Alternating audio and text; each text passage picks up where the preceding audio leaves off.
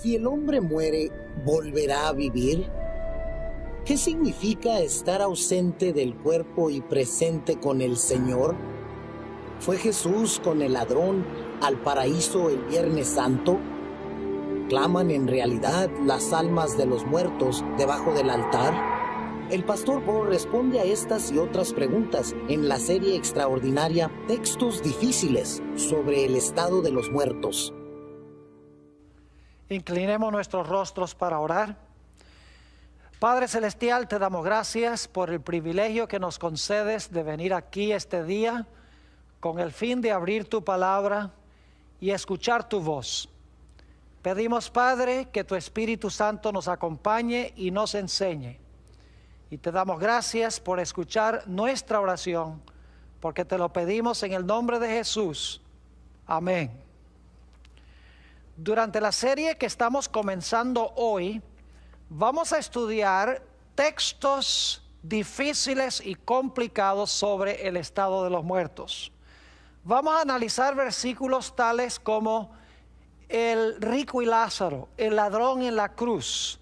Vamos a analizar el pasaje sobre la pitonisa de Endor, pasajes del apóstol Pablo donde habla de estar ausente del cuerpo y presente con el Señor. Vamos a hablar sobre las almas que claman debajo del altar y los muertos que están parados delante de Dios. Son textos difíciles de entender en la Sagrada Escritura y vamos a analizar con mucho detalle cada uno de estos versículos para ver qué es lo que realmente están enseñando. Pero el tema que queremos tratar en nuestro estudio de hoy se titula El árbol de la inmortalidad. Y queremos comenzar nuestro estudio abriendo nuestras Biblias al libro de Génesis, el primer libro de la Sagrada Escritura, el capítulo 2 y el versículo 7. Génesis, el capítulo 2 y el versículo 7. Aquí encontramos que Moisés, quien escribió el libro de Génesis, está hablando sobre la creación de la vida. Y dice así: entonces Jehová Dios formó al hombre del polvo de la tierra y sopló en su nariz aliento de vida, y fue el hombre un ser viviente. Quiero que noten de qué está compuesto el hombre. Dice que Dios formó el cuerpo del hombre de polvo, luego puso en su nariz el aliento de vida o el espíritu de vida, y como resultado, cuando se unió el polvo con el aliento, dice la Biblia que el hombre fue un ser viviente. O como dicen algunas versiones, fue el hombre un alma viviente. Ahora, lo que quiero que notemos es que según la Biblia, Dios no le dio al hombre un alma. El hombre no tiene un alma. Según la Biblia, el hombre es un alma. Es decir, el hombre es en su totalidad, cuerpo y aliento, un alma. Quiero leer un par de versículos de la Biblia que nos ilustran el hecho de que el hombre en su totalidad es un alma.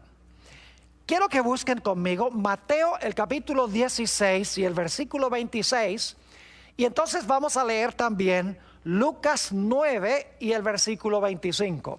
Es la misma enseñanza de Jesús, pero se expresa de una forma un poco diferente en Lucas que lo que se dice en Mateo. Así que vamos a leer en primer lugar Mateo 16 y el versículo 26. Dice allí Jesús: porque ¿qué aprovechará el hombre si ganare todo el mundo y perdiere su alma? ¿O qué recompensa dará el hombre por su alma? Noten que Jesús dos veces dice aquí: ¿de qué vale que el hombre gane todo el mundo y perdiere su alma? Y luego dice: ¿o qué recompensa dará el hombre por su alma? Y algunas personas piensan, bueno, ve que el hombre sí tiene un alma por dentro. Jesús dijo que el hombre tenía un alma. Pero cuando nosotros comparamos Lucas 9:25, nos damos cuenta que el alma no es una parte del hombre, el alma es el hombre en su totalidad. Vamos a comparar el Evangelio según San Lucas, el capítulo 9 y el versículo 25. Es la misma enseñanza de Jesús, pero expresada en diferentes palabras. Dice allí, pues, ¿qué aprovecha al hombre si gana todo el mundo? Y ahora escuchen bien, y se destruye o se pierde a sí mismo. Fíjense entonces que Mateo dice, ¿de qué vale que el hombre gane el mundo y pierda su alma? Aquí dice, ¿de qué vale que el hombre gane todo el mundo y se pierda a sí mismo? Es decir, el alma soy yo. La palabra alma y la expresión sí mismo se usan intercambiablemente en estos dos versículos. Es decir, que la vida originalmente fue dada por Dios al hombre como un don especial. Dios combinó un cuerpo de polvo con aliento de vida en la nariz y como resultado el hombre llegó a ser un alma viviente. Ahora necesitamos hablar sobre cómo podía el hombre perpetuar la vida que Dios le dio. ¿Cómo podía el hombre extender la vida que Dios le dio o continuar viviendo? Bueno, habían varios secretos. En primer lugar, Dios le dio al hombre un cuerpo perfecto, un cuerpo incorruptible. En segundo lugar, Dios colocó al hombre en un medio ambiente perfecto donde no había infecciones, no había bacterias, no había virus, no había enfermedades. Es decir, tenía un cuerpo perfecto en un medio ambiente perfecto. Además de eso, la Biblia nos dice que Dios le dio al hombre leyes de la salud que el hombre por naturaleza obedecía. Es decir, el hombre con un cuerpo perfecto, en un mundo perfecto, obedeciendo leyes de la salud perfectas, el hombre no se iba a enfermar ni iba a morir. Pero había otro elemento clave para que el hombre pudiera perpetuar o extender su vida. Aún teniendo un cuerpo perfecto, aún teniendo un ambiente perfecto y obedeciendo leyes perfectas, sin este último elemento, el hombre no podía continuar viviendo. ¿Y a qué me estoy refiriendo yo? Estoy hablando del árbol de la vida. Noten lo que dice Génesis, el capítulo 2 y el versículo 9. Génesis 2 y el versículo 9. Dice allí, y Jehová Dios hizo nacer de la tierra todo árbol delicioso a la vista y bueno para comer. También el árbol de vida, noten, el árbol de vida en medio del huerto y el árbol de la ciencia del bien y del mal. En unos momentos vamos a hablar del árbol de la ciencia del bien y del mal. Pero quiero que noten que Dios colocó en medio del huerto el árbol de la vida. Y vamos a encontrar que para que el hombre pudiera continuar viviendo, el hombre debía continuar comiendo regularmente del árbol de la vida. Es decir, el hombre no tenía vida propia, vida inherente. La vida del hombre dependía del árbol de Dios. Es decir, la vida del hombre era contingente, no era absoluta y propia. Podríamos pensar del árbol de la vida como un cargador de baterías. Ustedes saben que, por ejemplo, si tienen un teléfono celular, necesitan regularmente conectar el cargador de baterías del celular para que el celular pueda recobrar su energía. O si no, el celular, por así decirlo, se muere. De la misma manera sucedió con el hombre. Dios colocó el árbol en el huerto y el hombre debía regularmente, y yo creo que era mensualmente, veremos un poco más adelante, el hombre debía venir y comer del árbol de la vida y de esa manera iba a reabastecer la energía que Dios le había dado originalmente. Permítame leerles un par de citas. En realidad son 3 citas. 2 son de la autora Elena White y una cita es de otro teólogo con el nombre de Wheeler Robinson sobre el árbol de la vida. La primera cita la encontramos en el libro Testimonios para la Iglesia, tomo 8, página 288, donde dice la autora lo siguiente: el fruto del árbol de la vida en el huerto de Edén tenía poder sobrenatural. Noten, el fruto tenía poder sobrenatural. Sigue diciendo, comer de él significaba vivir para siempre. Su fruto era el antídoto de la muerte. Sus hojas tenían el fin de perpetuar la vida y la inmortalidad. En el libro Patriarcas y Profetas, en la página 44, dice la misma autora: para que poseyera una existencia sin fin, el hombre debía continuar comiendo del árbol de la vida. Privado de este alimento, vería su vitalidad disminuir gradualmente hasta extinguirse la vida. En otras palabras, sería como un celular que uno no puede cargar. Como resultado, finalmente el celular se muere porque ya no tiene energía y ya no se puede usar. Lo mismo iba a suceder con el hombre si el hombre no participaba regularmente del árbol de la vida. La última cita es de un teólogo con el nombre de Wheeler Robinson. En su libro La doctrina cristiana del hombre dice lo siguiente: según el pensar de Pablo, el hombre era mortal en su naturaleza original, pero con el prospecto de alcanzar la inmortalidad. Pero este prospecto lo perdió cuando fue expulsado del Edén y ya no tenía acceso al árbol de la vida, que hubiera nutrido la inmortalidad en él. Así entró la muerte por el pecado. Así que nos hemos dado cuenta que Dios le dio al hombre la vida. Dios creó al hombre un alma viviente.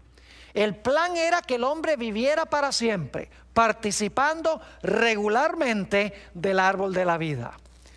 Pero la Biblia nos dice que entró al mundo el pecado y la muerte. Hablemos un poco sobre el origen de la muerte. Como leímos en Génesis 2:9, había otro árbol en el huerto del Edén. Se conoce como el árbol de la ciencia del bien y del mal. Leo de Génesis 2 y el versículo 15 hasta el versículo 17. Dice: tomó pues Jehová Dios al hombre y lo puso en el huerto de Edén para que lo labrara y lo guardase. Y mandó Jehová Dios al hombre diciendo: de todo árbol del huerto podrás comer, mas del árbol de la ciencia del bien y del mal no comerás, porque el día que de él comieres, ciertamente morirás. Es decir, Dios le dijo a Adán y Eva que si ellos comían de ese otro árbol, del árbol de la ciencia del bien y del mal, ese mismo día que comieran del árbol iban a morir. Ahora yo quiero que ustedes noten que en el huerto del Edén había otro personaje que odiaba a Dios y quería compartir con Adán y Eva una gran mentira. Se trata de la serpiente antigua, el diablo y Satanás. Dios había dicho: el día que comas del árbol, ese día vas a morir. Pero noten lo que dijo la serpiente en Génesis el capítulo 3 y el versículo 4. Entonces la serpiente dijo a la mujer: no moriréis. Ahora surge la pregunta: ¿quién tenía razón? ¿Tenía razón Dios cuando dijo que si comía Adán y si comía Eva del árbol iban a morir? ¿O tenía razón Satanás cuando dijo: si comen del árbol no van a morir? La realidad es que la palabra de Dios se mostró verídica. Noten en Génesis 3 y el versículo 6 que Adán y Eva desobedecieron el mandato de Dios y comieron del árbol de la ciencia del bien y del mal. Dice allí en Génesis 3, 6, y vio la mujer que el árbol era bueno para comer y que era agradable a los ojos y árbol codiciable para alcanzar la sabiduría. Y tomó de su fruto y comió y dio también a su marido, el cual comió así como ella. Ahora se debía demostrar si iban a morir o si no iban a morir. Dios dijo que si comían de ese árbol iban a morir. Satanás dijo, si comen del árbol no van a morir. ¿Quién tenía razón? En Génesis 3 y el versículo 19, Dios pronunció la sentencia sobre Adán. Dice allí en Génesis 3:19, con el sudor de tu rostro comerás el pan hasta que vuelvas a la tierra, porque de ella fuiste tomado, pues polvo eres y al polvo regresarás o tornarás de nuevo. Es decir, Dios le dijo a Adán y le dijo a Eva, ustedes comieron del árbol y por lo tanto van a morir. Ahora inmediatamente nos preguntamos, ¿por qué es que el hombre iba a morir? ¿Sería porque su cuerpo se iba a degenerar? Eso era parte del problema. ¿Sería que su medio ambiente se iba a deteriorar? Ciertamente es parte del problema. ¿Sería que el hombre iba ahora a desobedecer las leyes perfectas de la salud que Dios había establecido? Ciertamente era parte del problema. Pero la razón principal por la cual Adán y Eva iban a morir ahora es porque ya no tenían acceso al árbol de la vida. Es aterrador pensar que si hubieran tenido acceso al árbol de la vida, regularmente siendo pecadores, hubieran podido vivir indefinidamente, pero no felices, sino en miseria. Y por lo tanto Dios les vetó el árbol de la vida. Dijo, ya no van a comer más del árbol de la vida. Noten lo que dice en Génesis el capítulo 3 y el versículo 22 al 24 sobre el hecho de que Dios le prohibió a Adán y Eva, hizo imposible que ellos comieran del árbol de la vida. Dice allí, y dijo Jehová Dios, he aquí el hombre es como uno de nosotros, sabiendo el bien y el mal.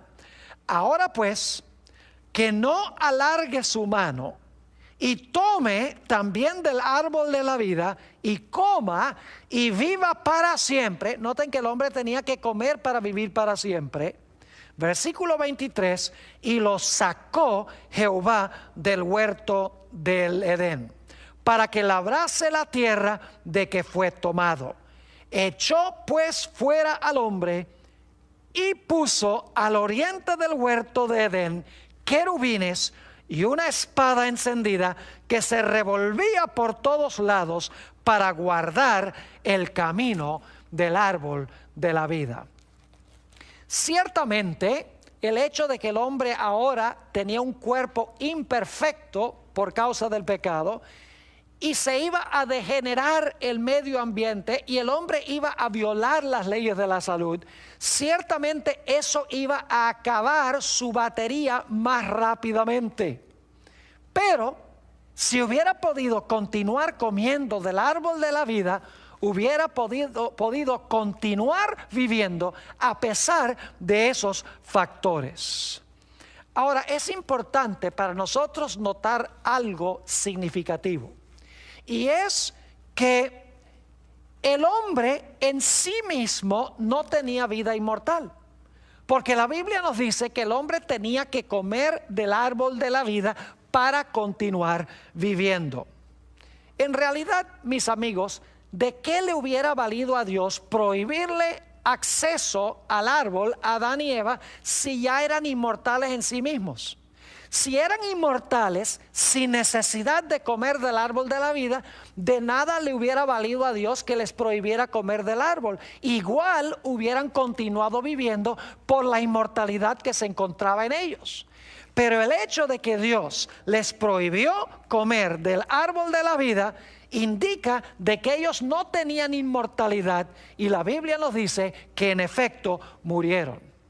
Pero es aún más serio este asunto, mis queridos amigos, y es que si el hombre en sí mismo era inmortal, entonces no era necesario que Jesús muriera para darle al hombre la inmortalidad. Es decir, que la doctrina de que el hombre en sí mismo tiene inmortalidad hace innecesaria la muerte de Jesús para darnos la inmortalidad. ¿Para qué Jesús va a morir para darnos inmortalidad si nosotros ya en nosotros mismos poseemos la inmortalidad? Ahora quiero hablar un poco de las edades de aquellas personas que vivieron entre la creación y el diluvio, entre la caída y el diluvio. En Génesis, el capítulo 5, tenemos la lista de ciertos héroes antediluvianos. Y es interesante notar la cantidad de años que vivieron cada una de esas personas. Solamente les voy a mencionar las edades, no vamos a leer los versículos, ustedes pueden leerlo en Génesis el capítulo 5.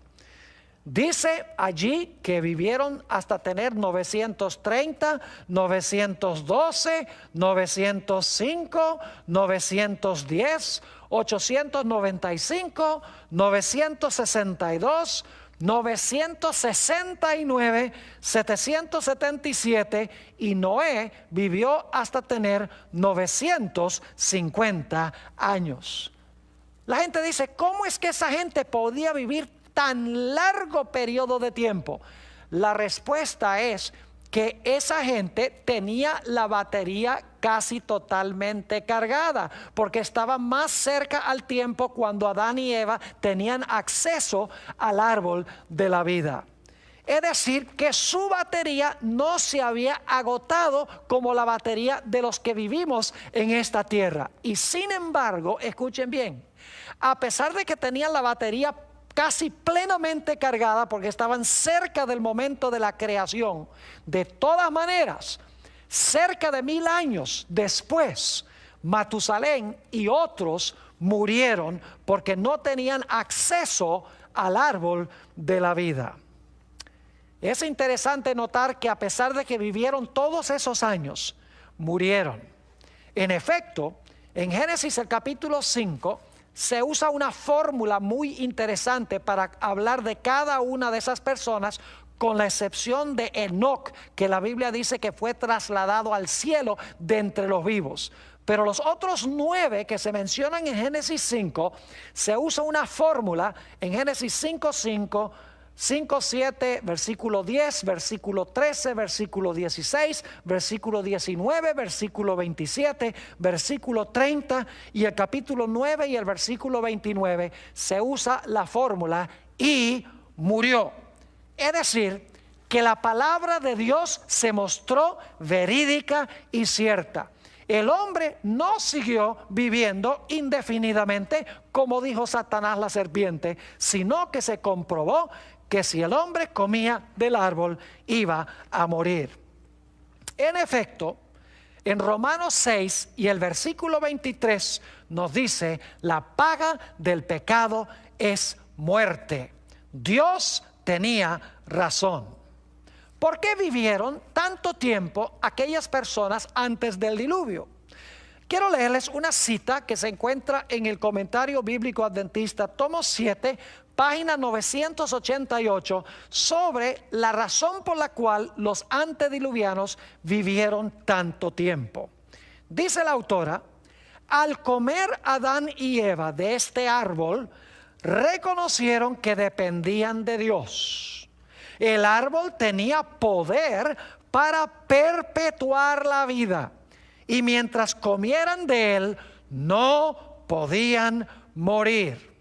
Los antediluvianos fueron tan longevos, es decir, vivieron tanto tiempo, porque recibieron de Adán y Eva el poder vivificante que impartía este árbol. Es decir, que la fuente de vida del hombre no estaba dentro de ellos en un alma inmortal. La fuente de la vida se encontraba fuera de ellos en el árbol de Dios. Si no podían comer del árbol, aunque tenían la batería bien cargada, últimamente iban a morir. Y eso es lo que pasó con toda esa generación. ¿Qué diríamos de la longitud de vida de aquellas personas que vivieron entre el diluvio y los días del patriarca Abraham?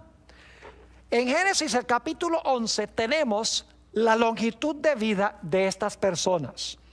No voy a leer los versículos, pero les voy a decir las edades de aquellos que vivieron desde el tiempo de Noé hasta el tiempo de Abraham. Varios centenares de años.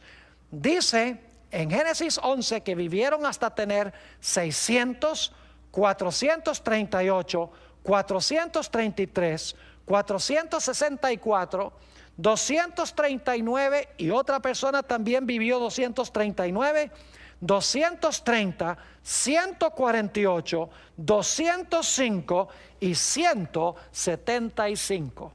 Ahora, había varios factores que llevaron a que las edades se acortaran tanto. Entre ellas estaba la idea de que el hombre tenía un cuerpo cada vez más imperfecto por causa del pecado. Además de eso, después del diluvio, el medio ambiente se dañó muy rápidamente. Y luego la Biblia nos dice que los seres humanos violaban las leyes de la salud que Dios había dado. Es decir, por estos factores se deterioró el periodo de vida de estas personas y no pudiendo comer del árbol de la vida, finalmente su vida se extinguió. Nuevamente se comprueba que ellos no eran inmortales en sí mismos, tenían que haber comido del árbol de la vida para continuar viviendo. Ahora hablemos de la longitud de vida en los días de Moisés. Estos son varios centenares de años después de Abraham. Nos dice en Deuteronomio 34 y el versículo 7 que Moisés vivió hasta tener 120 años. Es un periodo considerable, pero fíjense que aún hasta los días de Moisés había disminuido aún más el periodo de vida del ser humano. Por violar las leyes de la salud, por un medio ambiente cada vez más dañado, por un cuerpo humano afectado por el pecado y especialmente por no comer del árbol de la vida. Ahora, ¿qué dice David en cuanto a la longitud de vida? Ahora estamos hablando de un periodo aproximadamente 500 años después de Moisés. En el Salmo 90 y el versículo 10, el rey David nos habla de la longitud de vida de los seres humanos hoy. Dice ahí en el Salmo 90 y el versículo 10, los días de nuestra edad son 70 años, y si en los más robustos son 80 años. Con todo, su fortaleza es molestia y trabajo, porque pronto pasan y volamos. Es decir, a partir de los días de David, la longitud de vida disminuyó hasta 70 o hasta máximo 80 años. Ahora hay excepciones, hay personas que viven hasta 100, hasta 105, pero son las excepciones a la regla. Ahora necesitamos regresar a un punto que tratamos hace unos momentos.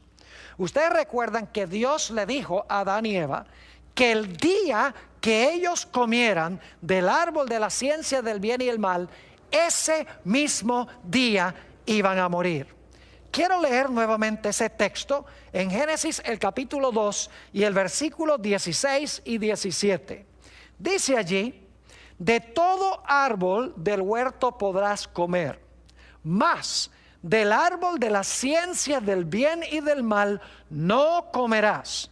Y luego dice: porque el día que de él comieres, ciertamente morirás.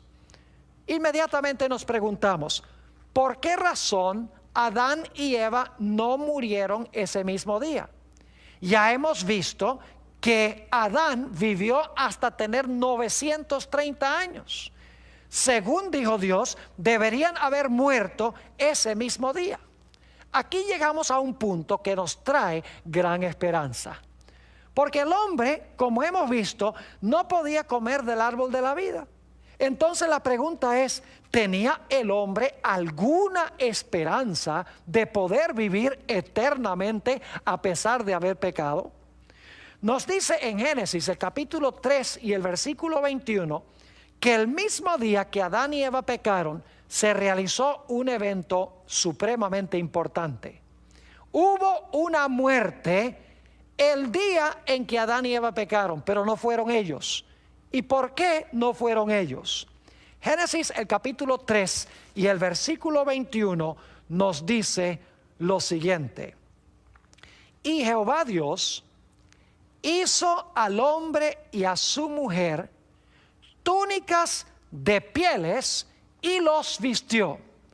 El primer resultado del pecado para Adán y Eva es que quedaron desnudos. Es decir, la desnudez es el fruto del pecado. Pero ahora Dios dice que tomó túnicas de pieles para cubrir la desnudez de Adán y Eva. Ahora yo pregunto, ¿qué necesitó suceder para que Dios pudiera tener pieles para cubrir la vergüenza de la desnudez de Adán y Eva? No cabe duda que hubo que sacrificar ese día uno o tal vez dos animales para que se pudieran adquirir las pieles para cubrir la vergüenza de la desnudez del pecado de Adán y Eva. Y esos animales sacrificados ese día en realidad representaban el hecho de que Jesús iba a venir a este mundo, iba a derramar su sangre para cubrir la vergüenza de la desnudez del hombre y darle al hombre nuevamente la esperanza de la inmortalidad. Alguno dirá, pero pastor, ¿por dónde dice la Biblia que el sacrificio de Jesús estaba prefigurado en el sacrificio de ese animal o de esos animales? En el Nuevo Testamento tenemos varios versículos, de los cuales quiero leer dos. Primera de Pedro, el capítulo 1 y el versículo 18 hasta el versículo 20. Dice allí el apóstol San Pedro: sabiendo que fuisteis rescatados de vuestra vana manera de vivir, la cual recibisteis de vuestros padres, no con cosas corruptibles, es decir, no fuimos rescatados con cosas corruptibles como oro o plata, sino con la sangre preciosa de Cristo, como de un cordero sin mancha y sin contaminación. Y ahora escuchen bien, ya destinado, es decir, destinado a morir como el cordero, desde antes de la fundación del mundo, pero manifestado en los postreros tiempos por amor de vosotros. Es decir, Jesús se manifestó en la época cuando escribió el apóstol Pedro, pero dice aquí que ya estaba destinado a morir desde antes de la fundación del mundo. Y en Apocalipsis 13 y el versículo 8 tenemos otro versículo que claramente indica de que el plan de salvación había sido elaborado aún antes de que el hombre pecara. Dice en Apocalipsis 13:8, hablando de la adoración que le van a rendir a la bestia, esa no es la parte que quiero recalcar, dice: y la adoraron todos los moradores de la tierra, cuyos nombres no estaban escritos en el libro de la vida del Cordero, que fue inmolado desde el principio del mundo. Fíjense que nos dice aquí que el Cordero fue inmolado desde el principio del mundo. Es decir, que el mismo día que Adán y Eva pecaron, ese día debían haber muerto Adán y Eva, pero ese mismo día se sacrificó un animal o posiblemente dos animales, y de esa manera Jesús estaba indicándole a Adán y Eva que Él era el Cordero que en el futuro iba a venir para pagar la deuda de pecado de ellos. Ahora, la Biblia, mis queridos amigos, enseña que solamente Dios tiene inmortalidad. Nuevamente repito, si el hombre era inmortal en sí mismo, ¿para qué tenía que morir Jesús para darle lo que ya tenía? Quiero leer de 2 de Timoteo el capítulo 1 y el versículo 10, a donde nos habla de la inmortalidad y a quién le pertenece. Dice en 2 de Timoteo 1 y el versículo 10, hablando de la manifestación de Jesús en esos días, dice: pero ahora ha sido manifestada por la aparición de nuestro Salvador Jesucristo, el cual, ahora escuchen bien, quitó la muerte y sacó a la luz vida y la inmortalidad por el Evangelio. Fíjense que Jesús sacó a la luz la vida y la inmortalidad y abolió la muerte. Pero si el hombre es inmortal, ¿para qué había que abolir la muerte si el hombre ya no podía morir porque era inmortal? La Biblia nos dice claramente que Jesús quitó la muerte y cuando Él murió, Él trajo al hombre nuevamente la posibilidad de la inmortalidad por medio del Evangelio. En Romanos 2 y el versículo 6 y 7 tenemos otro texto muy interesante donde nos dice que nosotros tenemos que buscar la inmortalidad. Ahora, mis queridos amigos, si tenemos que buscar la inmortalidad, obviamente no la tenemos ya. Dice allí el apóstol San Pablo en el libro de los Romanos, el capítulo 2 y el versículo 6 y 7, el cual pagará a cada uno conforme a sus obras. Vida eterna a los que, perseverando en bien hacer, noten, buscan gloria y honra e inmortalidad. Es decir, la inmortalidad hay que buscarla. Y por lo tanto significa que no la tenemos por naturaleza. Jesús trajo la inmortalidad a la luz a través del Evangelio, a través de su muerte. Obviamente, si Jesús trae la inmortalidad, yo no la poseo en mí mismo ya. Pero alguno dirá: pastor, entonces si yo acepto a Cristo, si yo acepto el Evangelio y Cristo me da a mí el don de la inmortalidad, ¿por qué aún nosotros morimos? Si nos da la inmortalidad, si nos garantiza la inmortalidad, entonces ¿por qué es que nosotros todavía morimos? Permítanme explicarles que la muerte que nosotros sufrimos, aun cuando hemos aceptado a Jesús, según la Biblia no significa absolutamente nada. Porque solamente es un sueño, es un momento de silencio hasta que Jesús regrese a este mundo para darnos el toque final de la inmortalidad. Note lo que dice en 1 de Tesalonicenses, el capítulo 4 y los versículos 15 al 17.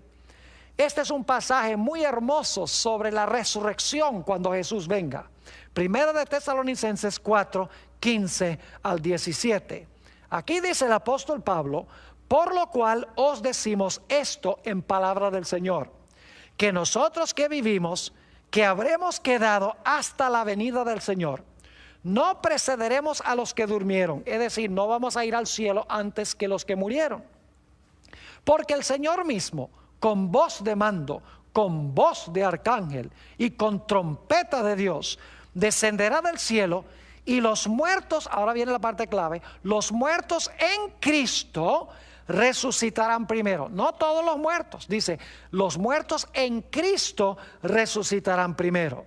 Luego, nosotros los que vivimos, los que hayamos quedado, seremos arrebatados juntamente con ellos, es decir, con los que murieron y resucitaron, en las nubes para recibir al Señor en el aire, y así estaremos siempre con el Señor. Es decir, que si yo recibo a Jesús como mi Salvador, la Biblia dice que yo estoy en Él. Tengo la garantía de inmortalidad. Si yo llegase a morir esta noche, no tengo nada de qué preocuparme, porque Jesús murió la muerte que yo debo morir. Y cuando yo lo recibí, cuando yo lo acepté como mi Salvador, Dios me mira, me incluye en Él. Y cuando Jesús venga, Él me va a dar el toque final de la inmortalidad que me garantizó durante el tiempo que yo estaba vivo. En 1 de Corintios, el capítulo 15 y los versículos 52 y 53, encontramos otro pasaje hermoso sobre la resurrección.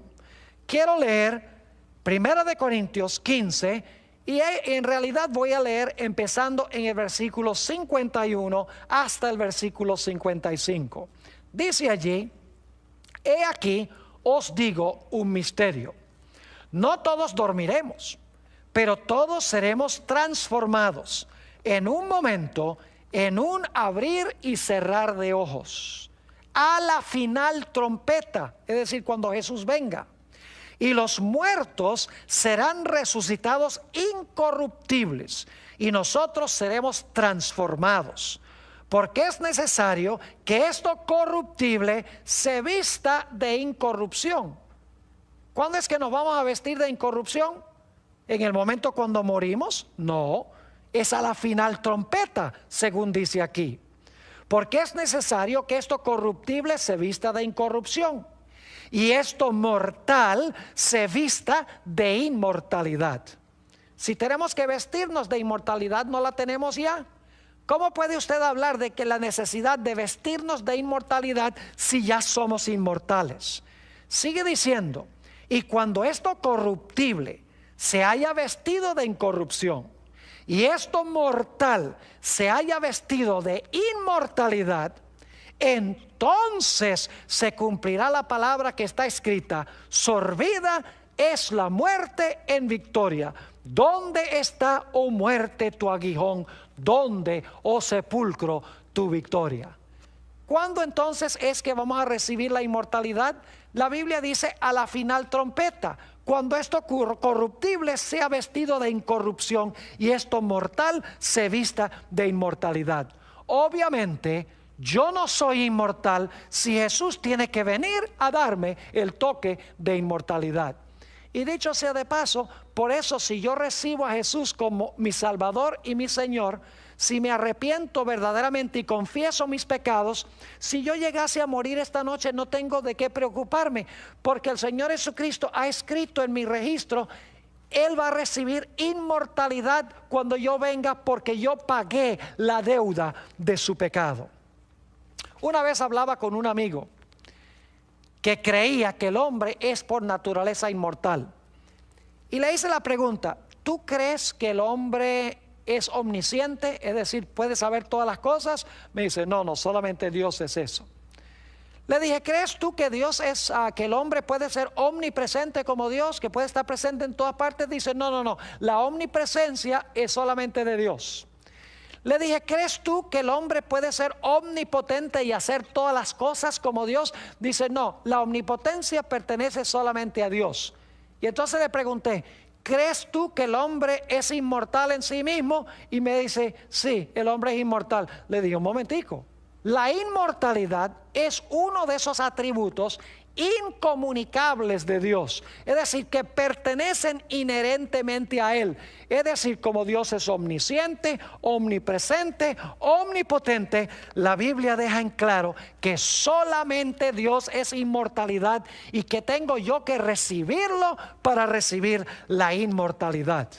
Primera de Timoteo 6, 13 al 17, el apóstol Pablo nos dice que solo Dios tiene inmortalidad. Dice allí: te mando delante de Dios, que da vida a todas las cosas, y de Jesucristo, que dio testimonio de la buena profesión delante de Poncio Pilato, que guardes el mandamiento sin mácula ni reprensión, hasta la aparición de nuestro Señor Jesucristo, la cual a su tiempo mostrará el bienaventurado y solo soberano, Rey de reyes y Señor de señores. Y ahora escuchen bien: el único que tiene inmortalidad. ¿Qué parte de la palabra único no entienden? Único significa que hay uno solo, y aquí dice Rey de reyes y Señor de señores, el único que tiene inmortalidad. que habita en luz inaccesible, a quien ninguno de los hombres ha visto ni puede ver, al cual sea la honra y el imperio sempiterno. Ahora necesitamos regresar a la idea del árbol de la vida. Escuchen bien, Dios originalmente puso el árbol de la vida en el huerto. Si el hombre continuaba comiendo del árbol de la vida, iba a continuar viviendo. Es decir, su vida, su inmortalidad dependía de comer de un árbol fuera de él. Pero Dios le dijo al hombre: si pecas, te voy a vetar el árbol de la vida. No vas a poder comer del árbol de la vida si comes del árbol de la ciencia del bien y del mal. El hombre comió del árbol de la ciencia del bien y del mal. Por lo tanto, Dios sacó a Adán y Eva del huerto. A todos sus descendientes ya no podían comer del árbol de la vida, y por lo tanto los seres humanos murieron. Pero Jesús les dijo: aunque ustedes mueran, si ustedes me reciben a mí en vida, aunque mueran, a través de mí vivirán aún. Cuando yo regrese, les daré el toque final de la inmortalidad. Los voy a resucitar del sepulcro para que puedan vivir para siempre conmigo. Y ahora llegamos al punto crucial. Y es que cuando Jesús resucite a sus hijos, nuevamente tendremos el privilegio de participar del árbol de la vida. Es decir, mis queridos amigos, que nuevamente la vida que tendremos no será nuestra propia. La inmortalidad no será inherente o innata, sino que la inmortalidad seguirá siendo un don de Dios, y tendremos que ir al cargador de baterías aún en el cielo y en la tierra nueva para comer del árbol y así continuar viviendo. De esta manera Dios quiere enseñarnos que nuestra vida no radica en un alma inmortal que tenemos por dentro, que nuestra vida se encuentra sola y exclusivamente en Él. Quiero leer algunos versículos que hablan de la restauración del hombre al árbol de la vida. Apocalipsis, el capítulo 21 y el versículo 4, hablando del momento cuando termine el pecado y la miseria en este mundo, dice lo siguiente: enjugará Dios toda lágrima de los ojos de ellos, y ya no habrá muerte, ni habrá más llanto, ni clamor, ni dolor, porque las primeras cosas pasaron. Noten que aquí dice que ya no habrá más muerte. Y la pregunta clave es: ¿por qué no habrá más muerte? Vamos al libro de Isaías, el capítulo 66 y los versículos 22 y 23. Isaías 66 y los versículos 22 y 23. Cuando lleguemos a la Nueva Jerusalén, la Biblia nos enseña que vamos a ir de mes en mes a hacer algo especial allí, y también de sábado en sábado.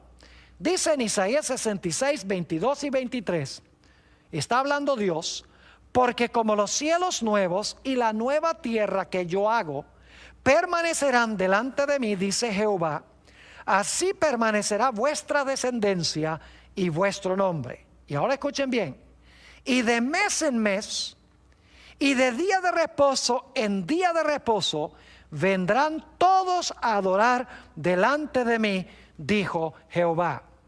Ahora, todos sabemos que la razón por la cual el pueblo de Dios va a ir de día de reposo en día de reposo a adorar delante de Jehová es porque en el cielo y en la tierra nueva vamos a guardar el séptimo día sábado que Dios ha hecho desde la creación para conmemorar su grandeza como creador. Pero ¿por qué dice aquí que vamos a ir a adorar a Dios de mes en mes? La respuesta la encontramos en Apocalipsis 22 y el versículo 1 y 2. Mis amigos y hermanos, vamos a ser restaurados nuevamente al árbol de la vida. Y vamos a ir de mes en mes a participar del árbol de la vida para cargar nuestra batería, para que siempre estemos llenos de vitalidad y de energía.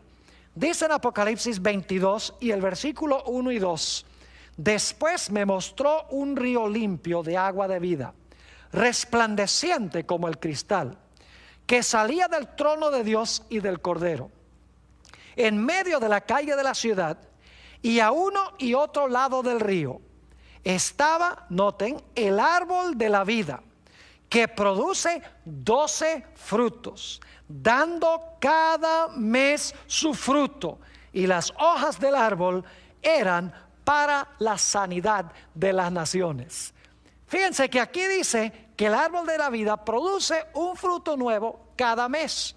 Y en Isaías 66 dice que iremos de mes en mes a adorar delante de Jehová.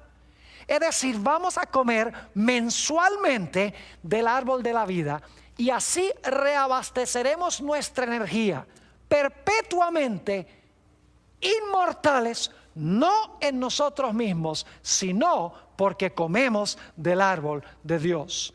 Ahora alguien dirá, pero pastor, ahí sencillamente dice que vamos a ir de mes en mes.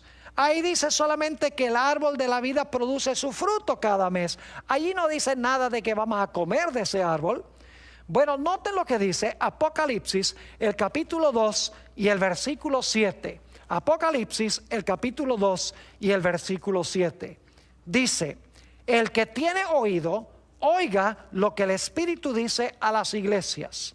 Al que venciere, escuchen bien, le daré a comer del árbol de la vida, el cual está en medio del paraíso de Dios. No solamente vamos a ir cada mes a admirar el árbol de la vida, dice que vamos a ir de mes en mes para comer del árbol de la vida que está en medio del paraíso de Dios. Ahora, ¿cuál es la garantía de que nosotros podremos algún día participar de ese árbol de la vida para continuar viviendo por los siglos de la eternidad? Mis queridos hermanos y amigos, hay una condición, y es que tenemos que recibir a Jesús ahora como nuestro Salvador y Señor. Tenemos que aceptar su vida en lugar de nuestra vida pecaminosa. Tenemos que aceptar su muerte en lugar de la muerte que nosotros debemos sufrir. Es decir, recibiendo a Jesús, puedo tener ahora la garantía de inmortalidad. Y si llego a morir, Jesús cuando venga me va a resucitar y me va a restaurar al árbol de la vida. Podré comer de mes en mes y así vivir por los siglos sin fin. En Juan 3 y el versículo 16, tal vez el versículo más famoso de la Biblia, encontramos estas palabras: porque de tal manera amó Dios al mundo, que ha dado a su Hijo unigénito. Noten esto: para que todo aquel que en Él cree no se pierda, mas tenga vida eterna. Fíjense nuevamente que yo no tengo vida eterna en mí mismo, porque aquí dice que yo tengo que creer en Jesús para recibir la vida eterna. Es más, en 1 de Juan, el capítulo 5 y el versículo 11 y 12, encontramos las siguientes palabras muy significativas. Dice en 1 de Juan 5, 11 y 12, y este es el testimonio, que Dios nos ha dado vida eterna. Y esta vida, ¿dónde está? Bueno, en un alma inmortal que yo tengo por dentro, ¿verdad? Claro que no. Dice nuevamente que Dios nos ha dado vida eterna, y esta vida está en su Hijo. El que tiene al Hijo tiene la vida. El que no tiene al Hijo de Dios no tiene la vida. Es decir, nuestra esperanza de vida no se encuentra en un alma inmortal que está dentro de nosotros, que ni siquiera Dios puede destruir. Nuestra fuente de vida está en tener a Jesús como nuestro Salvador y nuestro Señor. En Gálatas, el capítulo 3 y el versículo 26 y 27, nos habla de cómo podemos nosotros llegar a estar en Jesús. Porque ustedes recuerdan que leímos en Primera de Tesalonicenses, el capítulo 4, que los muertos en Cristo van a resucitar y luego Jesús los va a restaurar al árbol de la vida. Pero ¿cómo puedo yo llegar a estar en Jesús o en Cristo? En Gálatas 3, 26 y 27, el apóstol Pablo nos explica cómo podemos llegar a estar en Cristo. Dice lo siguiente: pues todos sois hijos de Dios por la fe en Cristo Jesús. Noten, pues todos sois hijos de Dios por la fe en Cristo Jesús. Y luego dice, porque todos los que habéis sido bautizados en Cristo, de Cristo estáis vestidos. Mis queridos amigos, el momento cuando yo llego a estar en Cristo es en el momento del bautismo. Y quiero explicarles por qué razón Dios ha establecido esta ceremonia especial de incorporación del hombre en Jesús. En realidad, la Biblia nos dice que el Señor Jesucristo vivió una vida perfecta. Jesucristo murió, fue sepultado y resucitó de los muertos para no morir más. En la ceremonia del bautismo, yo me incorporo a lo que hizo Jesús, porque yo también he vivido una vida llena de pecado, pero cuando recibo a Jesús, la vida perfecta de Él está en lugar de mi vida imperfecta. Y luego, cuando soy sepultado en las aguas del bautismo, en realidad estoy figurativamente, simbólicamente, estoy muriendo, porque cuando me ponen debajo del agua, dejo de respirar como un muerto cuando lo entierran.